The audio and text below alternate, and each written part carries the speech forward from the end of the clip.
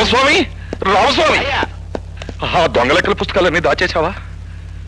దాచేశానండి. ఏమైనా డౌట్ ఉందా? చిన్న డౌట్ లేదండి. ఆ శేఖర్ గారు స్పోహలోకి వచ్చాట, ఏం బయట పెడతాడో ఏమో.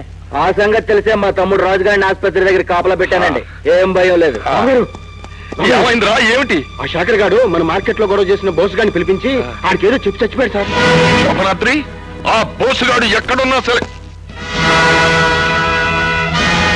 ఏం బసవప్ప, దైవనామస్మరణలాగా ఈ మధ్య నిత్యం నా నామస్మరణ ఎక్కువైనట్లుంది నీకు? బోసు, ఒంట్లో ఉడుకురట్టం ఉంది కదా అని ఉత్సాహంతో ఉరకలు వేస్తే ఊపిరిపోయే ప్రమాదం జాగ్రత్త. ఎంతమందిని చంపుతావు? నేనెవరిని చంపలేదు. పోనీ చంపించావా? చంపించను లేదు. ఇప్పుడే చంపుకున్నావు నీ అంతరాత్మని. బసవప్ప, మనిషి డబ్బు సంపాదించొచ్చు, అధికారం సంపాదించొచ్చు, ఐశ్వర్యము సంపాదించొచ్చు.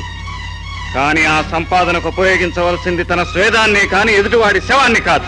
ఏ రైతుల మూలంగా కొన్ని కోట్ల రూపాయల ఆదాయాన్ని నీ ఫ్యాక్టరీ నీకు తెచ్చి పెడుతుందో ఆ రైతులకే నువ్వు ద్రోహం చేస్తున్నావు. రైతులకు ఇవ్వవలసిన డబ్బుని వడ్డీకి తిప్పుతూ దొంగ లెక్కలు రాస్తున్నావు. వారం రోజుల్లోగా రైతులకు ఇవ్వవలసిన 50 లక్షల రూపాయల బట్వాడా జరిగిపోవాలి.